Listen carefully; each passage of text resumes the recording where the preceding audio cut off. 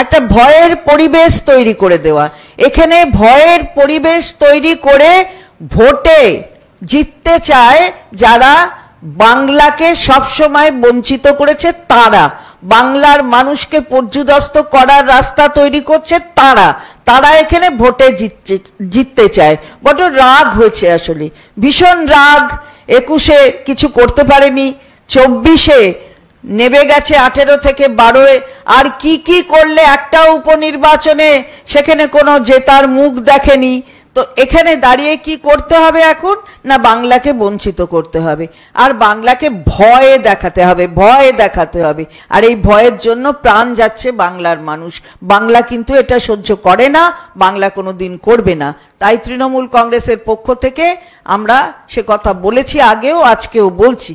আর তার সাথে সাথে মানে SIR বাবা কি ভীষণ একটা ব্যাপার, সার একটা বিরাট ব্যাপার।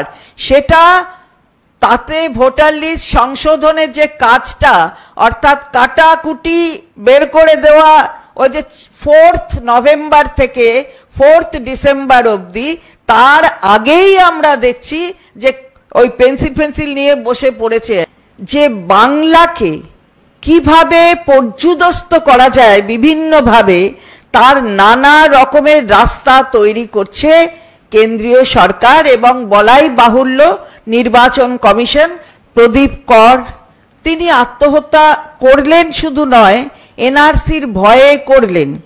তো সেই কথা আপনারা জানেন এবং আরো আগে শুনেওছেন, আমাদের পক্ষ থেকে বলা হয়েছে। শুধু এখানে নয়, তারও আগে 3রা অগস্ট 2025 রিজেন্ট পার্কে 63 বছরের একজন দিলীপ কুমার সাহা, তিনিও কিন্তু এভাবে আত্মহত্যা করেছিলেন। এবং এইগুলো নিয়ে যে বাংলাদেশি বলে আবার ডিপোর্ট করে দেবে, এই আতঙ্কে। এবং তারপরে গতকালও একটা এরকম ঘটনা ঘটেছে। আপনারা দেখছেন বর্তমানসময়.com। বাসন্তী রং ছুঁয়েছে যখন জীবনের বিশ্বাস, সিঁদুরে সরাজ আঁকে বধূ সাজ, মন তুই ভালোবাস। যত আকুলতা হয়েছে 12টা বাসন্তী সংলাপ, ভেসে যাক দোহে আদরে আবেশে বন্ধু সবার Nayanmoni Agomoni Basanti fashion private limited, Kanchrapara.